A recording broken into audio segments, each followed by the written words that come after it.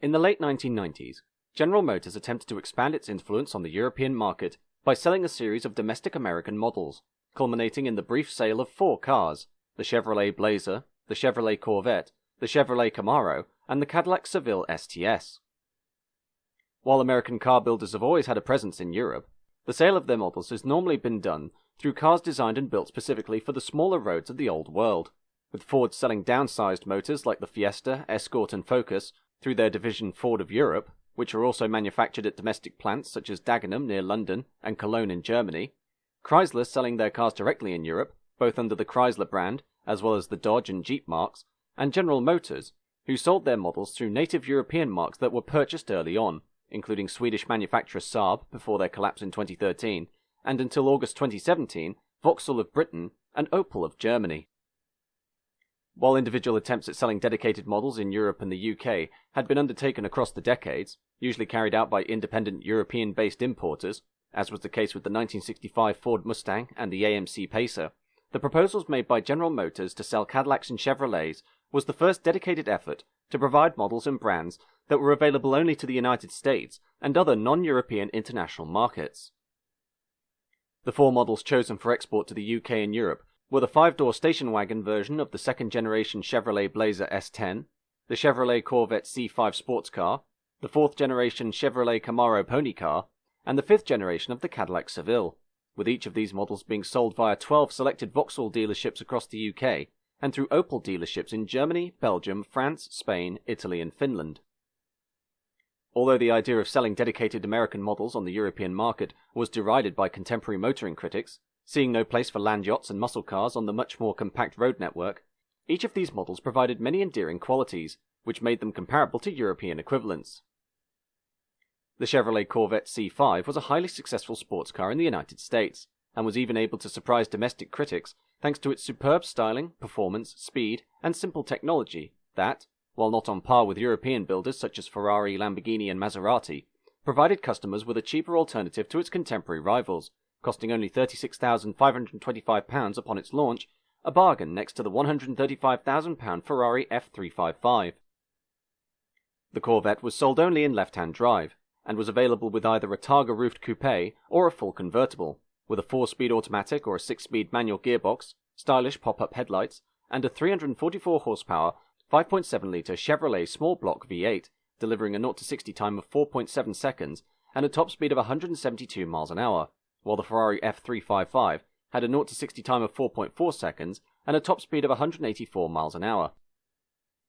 Hot on the heels of the Corvette was the Chevrolet Camaro, also launched in 1998 in the UK, and was offered in 3 styles: a hardtop coupe, a Targa top, and a full convertible, the convertibles being fitted with a 3.8-litre V6, and the hardtop arriving in Europe as the Z28, featuring a 305 horsepower 5.7-litre pushrod LT1 V8, providing a 0-60 time of 5.5 seconds and a top speed of 165 miles an hour, easily competing with the Aston Martin DB7 and its 3.2-litre inline-6 engine, producing 335 horsepower, giving the car a 0-60 time of 5.7 seconds and a top speed of 157 miles an hour.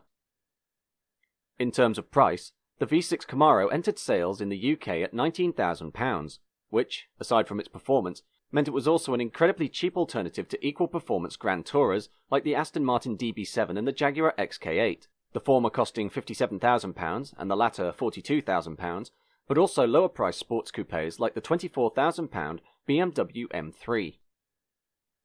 Meanwhile, the Cadillac Seville was the new face of late 90s American luxury land yachts, the heritage of which, since its launch in 1976, was to provide Cadillac with a model of smaller dimensions equivalent to that of the rival Mercedes-Benz S-Class, but, by this time, was more notably remembered for the oddly styled second-generation model of 1979 that incorporated a razor-edge bustle-back rear which seemed decidedly out of place.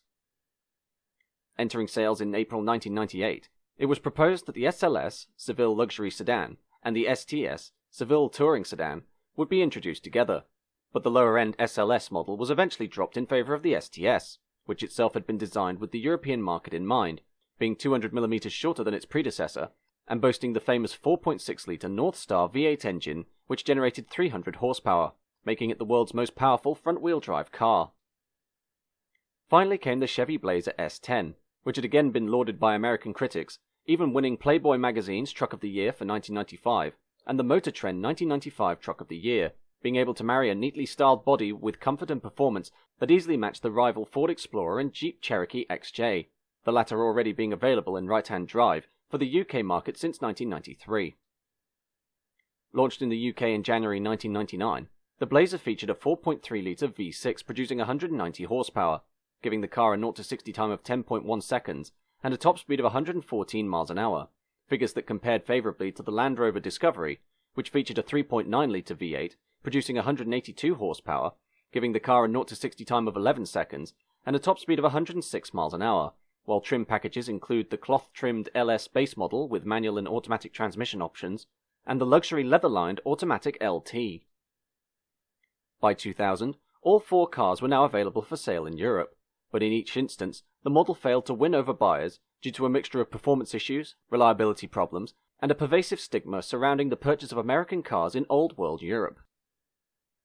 The most successful of the models, the Corvette C5, saw generally warm reviews, and was improved year on year to include a heads-up display projecting information onto the windscreen, an active handling package, the Twilight Sentinel lighting system that automatically switched on the headlights at dusk or in poor weather conditions, and an electrically adjustable steering column, while the car was also made available with a 3-year 60,000-mile warranty package, but generally, the Corvette was unable to make a niche for itself against the established European competition.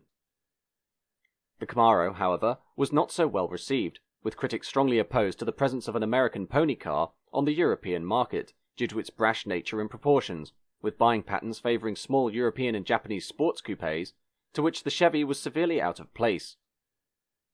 The Chevy Blazer, while a competent rival to the Land Rover Discovery and Jeep Cherokee, and able to compare favourably with the Discovery on fuel consumption, didn't have the brand recognition necessary to fight against its European rivals, exacerbated by the widespread introduction of other European SUVs around the same period, including the Mercedes-Benz GLE class of 1997 and the BMW X5 of 1999. Therefore, sales in the UK ended, together with the other two Chevys, in early 2002.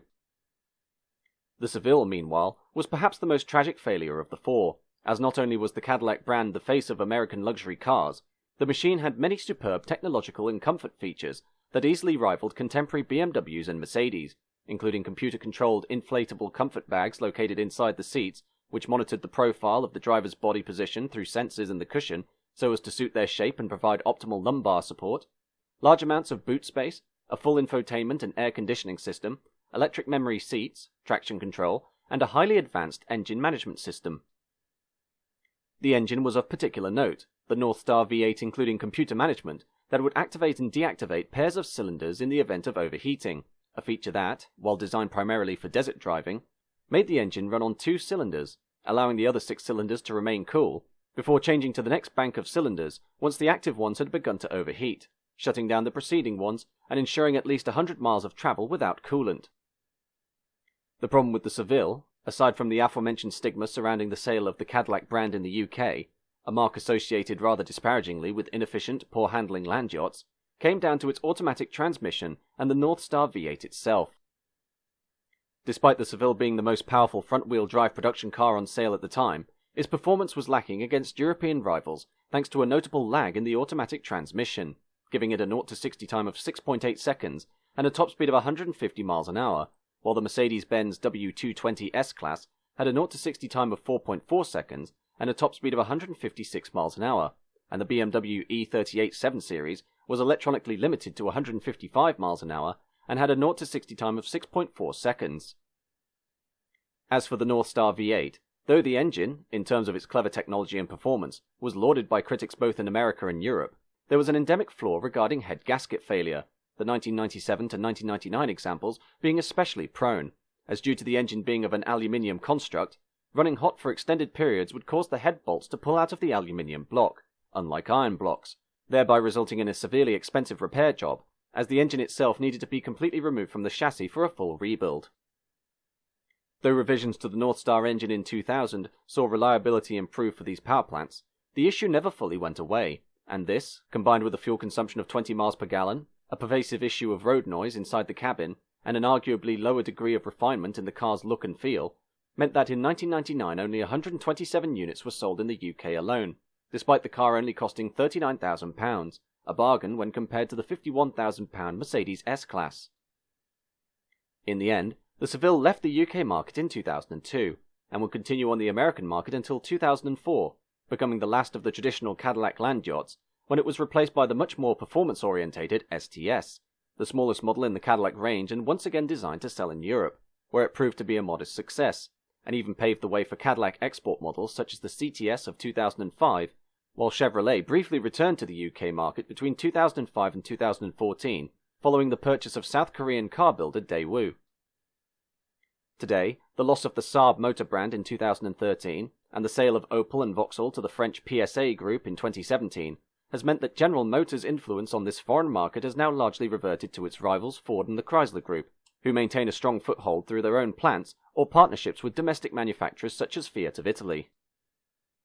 Overall, while the models General Motors attempted to sell in the UK and Europe were not unwieldy or irrational choices for the buying public, and even provided some endearing features that were either comparable or better than domestic rivals, their efforts were ultimately in vain, due to the pre-established image of the Cadillac and Chevrolet brands by European buyers, the presence of renowned sports car and luxury car builders in Europe, such as Ferrari and Mercedes-Benz, but also the strong presence that had previously been held by General Motors in their own Vauxhall, Saab and Opel brands.